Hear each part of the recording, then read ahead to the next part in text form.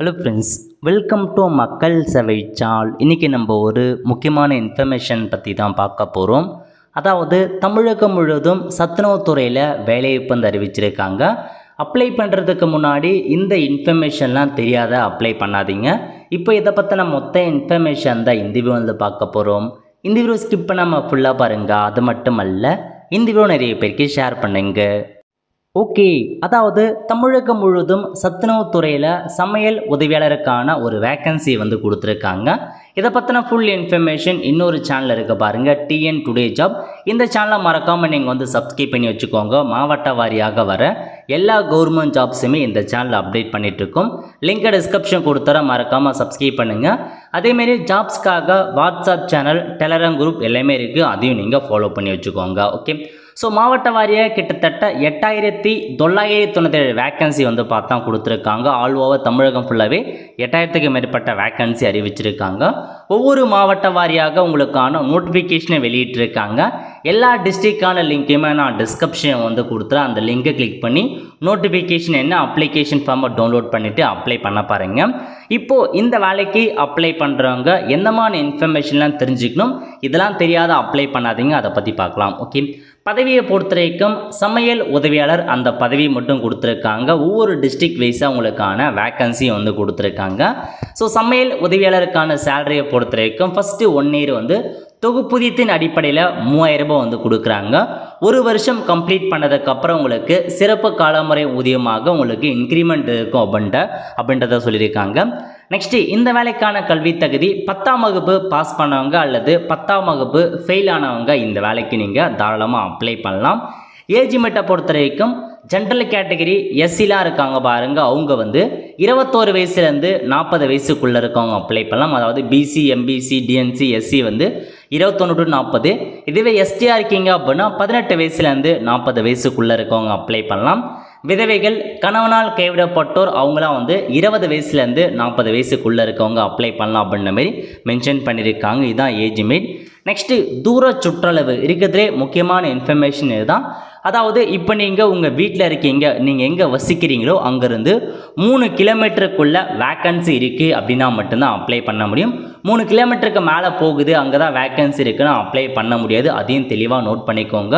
3 கிலோமீட்டருக்குள்ளே school இருந்தால் மட்டும்தான் apply பண்ண முடியும். ஓகே, அடுத்த கட்டமாக மாற்றுத்திறனாளிகளுக்கு இடஒதுக்கீடு வழங்குறாங்க 4%. அதேமாரி விதவை, கணவனால் கைவிடப்பட்டோர், ஆதரவற்ற பெண்கள், அவங்களுக்கு 25% இடஒதுக்கீடு வந்து வழங்குறாங்க. ஸோ நீங்கள் இப்போ அப்ளை பண்ண போகிறீங்க, அதாவது இந்த வேலைக்கு எனக்கு தகுதி இருக்குது, நான் 10ஆம் வகுப்பு பாஸ் பண்ணியிருக்கேன், ஏஜ் மீட்டருக்கு எல்லா தகுதியுமே இருக்குது, நான் எப்படி அப்ளை பண்ணுறது அப்படின்னா நீங்கள் முதல்ல தெரிஞ்சிக்க வேண்டியது, அதாவது பார்த்தா ஒவ்வொரு தாலுக்கு வைஸாக உங்களுக்கான வேக்கன்சியை வந்து வெப்சைட்டில் அப்டேட் பண்ணலை. ஒரு சில வெப்சைட்டில் மட்டும்தான், ஒரு சில டிஸ்ட்ரிக்ட் வெப்சைட்டில் மட்டும்தான் கொடுத்துருக்காங்க. இப்போ விருதுநகர், அது மட்டும் இல்லாமல் இன்னும் 2-3 டிஸ்ட்ரிக்ட் மட்டும் ஒவ்வொரு எந்தெந்த ஸ்கூலில் வேக்கன்சி இருக்குது அதை பற்றி வெப்சைட்டில் கொடுத்துருக்காங்க. மீதி இருக்க எந்த டிஸ்ட்ரிக்ட்லேயுமே வந்து தாலுக் வைஸாக உள்ள வேக்கன்சி அப்டேட் பண்ணலை.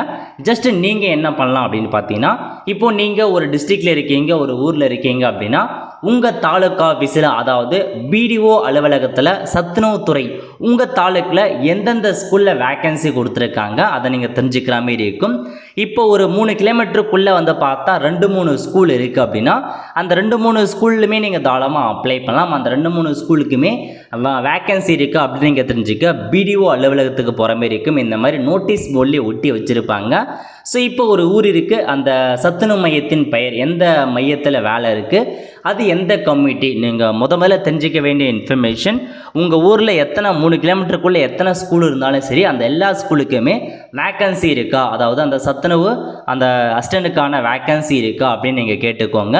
அப்படியே வேக்கன்சி இருக்குது அப்படின்னா அது எந்த கம்யூனிட்டிக்கு ஒதுக்கியிருக்காங்க. இப்போ நீங்கள் எஸ்சி கம்யூனிட்டி அப்படின்னா அந்த இடத்துல எஸ்சிக்குன்னு ஒதுக்கியிருக்காங்க அப்படின்னா நீங்கள் எஸ்சி மட்டும் தான் அப்ளை பண்ண முடியும். இதுவே பொது பிரிவினர் ஜென்ரல் கேட்டகரி ஒதுக்கியிருக்காங்க அப்படின்னா யார் வேணாலும் போயிட்டு அந்த வேலைக்கு அப்ளை பண்ணலாம். ஸோ தெரிஞ்சுக்க வேண்டிய மீண்டும் சொல்கிறேன், உங்கள் ஸ்கூலில் வேக்கன்சி இருக்கான்னு ஃபஸ்ட்டு தெரிஞ்சுக்கோங்க. அதேமாரி எந்த ரிசர்வேஷன் எந்த கம்யூனிட்டிக்கு ஒதுக்கியிருக்காங்க அப்படின்னு நீங்கள் செக் பண்ணுற மாதிரி இருக்கும்.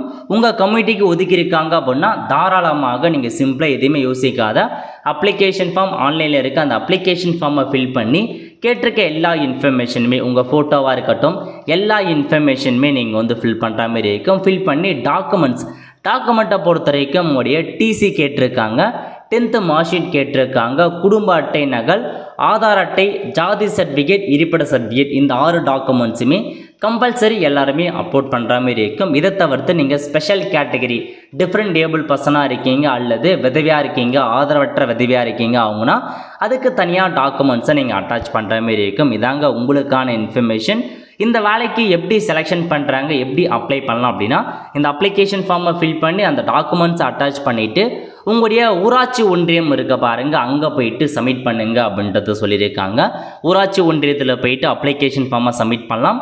ஒன்று தபால் மூலமாக அனுப்பலாம் அல்லது டேரெக்டாக போயிட்டு சப்மிட் பண்ணலாம். அப்ளை பண்ணுறதுக்கான கடைசி தேதியை பொறுத்த வரைக்கும் மாவட்ட வாரியாக உங்களுக்கான கடைசி தேதி மாறுபடுது. ஒரு சில டிஸ்ட்ரிக்ட் 25ஆம் தேதி 4/2025, ஒரு சில டிஸ்ட்ரிக்ட் 26, ஒரு சில டிஸ்ட்ரிக்ட் 27, கடைசியாக 5வது மாதம் வரைக்கும் கூட ஒரு சில டிஸ்ட்ரிக்ட்லாம் கொடுத்துருக்காங்க. ஸோ டிஸ்ட்ரிக்ட் நோட்டிஃபிகேஷன் என்ன கடைசி தேதி கொடுத்துருக்காங்களோ அதுக்குள்ளே இந்த வேலைக்கான அப்ளிகேஷன் ஃபார்மை ஃபில் பண்ணி அப்ளை பண்ண பாருங்கள். பேசிக்காக எதுவுமே இல்லைங்க. சிம்பிளாக பார்க்க போனால் 3 கிலோமீட்டருக்குள்ளே ஸ்கூல் இருந்து அந்த ஸ்கூலுக்கு வேக்கன்சி இருந்து அதுக்கு உங்கள் கம்யூனிட்டி ஒதுக்கியிருக்காங்க அப்படின்னா தாராளமாக அப்ளிகேஷன் ஃபார்மை ஃபில் பண்ணி அப்ளை பண்ணலாம். ஓகே, ஸோ நீங்கள் சரௌண்டிங்கில் ஒரு 3 ஸ்கூல் இருக்குது, 3 கிலோமீட்டருக்குள்ளே சுத்தளவு ஒரு 3 ஸ்கூல் இருக்குது, 3த்துலேயுமே வேக்கன்சி கொடுத்துருக்காங்க, உங்களுக்கு எலிஜிபிள் இருக்குது அப்படின்னா தாராளமாக நீங்கள் 3 ஸ்கூலுக்கும் கூட அப்ளிகேஷன் போட பாருங்கள். ஒரு ஸ்கூல்னாலும் ஒரு ஸ்கூலுக்கு கிடைப்பதற்கான வாய்ப்புகள் இருக்குது. ஓகே, ஒன்ஸ் நீங்கள் அப்ளிகேஷன் ஃபார்மை ஃபில் பண்ணுறீங்க, எப்படி தேர்ந்தெடுக்கிறாங்க அப்படின்னு பார்த்தீங்கன்னா உங்களுக்கு டைரக்ட் இன்டர்வியூ வைக்கிறாங்க, அதாவது நேர்முக தேர்வுக்கு வந்து கூப்பிடுவாங்க. ஸோ இன்டர்வியூ அப்போ இந்த எல்லா டாக்குமெண்ட்ஸுமே ஒரிஜினல் கொண்டு போகிற மாதிரி இருக்கும். ஸோ எப்படி செலெக்ஷன் பண்ணுறாங்க அப்படின்னு பார்த்தீங்கன்னா, நீங்கள் எடுத்த மதிப்பெண், இப்போ நீங்கள் 10ஆம் வகுப்பு பாஸ் அல்லது 10ஆம் வகுப்பு ஃபெயில் அப்படின்னா அதுலேருந்து 50% மதிப்பெண்ணும், ஸோ மீதி இருக்க 50% இன்டர்வியூலேருந்து செலக்ட் பண்ணும் அப்படின்ட்டு சொல்லியிருக்காங்க. ஸோ நோட் பண்ணிவிட்டு அதுக்கேற்ற மாரி செக் பண்ணி பார்த்துட்டு இந்த வேலைக்கு இது வரைக்கும் அப்ளை பண்ணாதவங்க அப்ளை பண்ணுங்கள். ஸோ நோட்டீஸ் போர்டில் எல்லாத்துலேயுமே ஒட்டிட்டாங்க, எல்லா தாலுகா ஆஃபீஸ்லையுமே எல்லா பிடிஓ எல்லாத்துலேயுமே ஒட்டியிருக்காங்க. அங்கே போய்ட்டு நீங்கள் செக் பண்ணி பார்த்துட்டு டேரெக்டாக அப்ளிகேஷன் ஃபார்ம்லாம் ஃபில் பண்ணி அனுப்புங்க. இதாங்க உங்களுக்கான இன்ஃபர்மேஷன். நல்ல ஒரு ஜாப் ஆப்பர்ச்சுனிட்டி. எல்லா டிஸ்ட்ரிக்டான லிங்க்கையுமே நான் டிஸ்கிரிப்ஷன் கொடுத்துட்டு அதை கிளிக் பண்ணி உங்களுக்கான அப்ளிகேஷன் ஃபார்ம் பொறுத்த வரைக்கும் ஒரே மாதிரி தான் இருக்கும், மாற்றம் இருக்காது. என்ன மாற்றம் இருக்கும் அப்படின்னா, இந்த இடத்துல இப்போ விருதுநகர் மாவட்டம் அப்படின்னு மேலே மென்ஷன் பண்ணியிருப்பாங்க அப்ளிகேஷன் ஃபார்ம் மேலே, அந்த மாதிரி தான் மாற்றம் இருக்கும், மற்றபடி எந்த இதுவும் இருக்காது. ஸோ அப்ளை பண்ணுறவங்க ஃபில் பண்ணுங்கள், தெரியாதவங்க யாருக்கிட்டாச்சும் கொடுத்து ஃபில் பண்ணி அப்ளை பண்ண பாருங்கள். அதேமாரி அங்கன்வாடிக்கான வேலையப்பும் அறிவிச்சிருக்காங்க, அதுக்கும் அப்ளை பண்ணுறவங்க அப்ளை பண்ணுங்கள், அதுவும் ஒரு நல்ல ஜாப் ஆப்பர்ச்சுனிட்டி தான். ஸோ லிங்க்லாம் நான் டிஸ்கிரிப்ஷன் வந்து கொடுத்துறேன். இன்னொரு சேனலையும் மறக்காமல் சப்ஸ்கிரைப் பண்ணுங்கள்.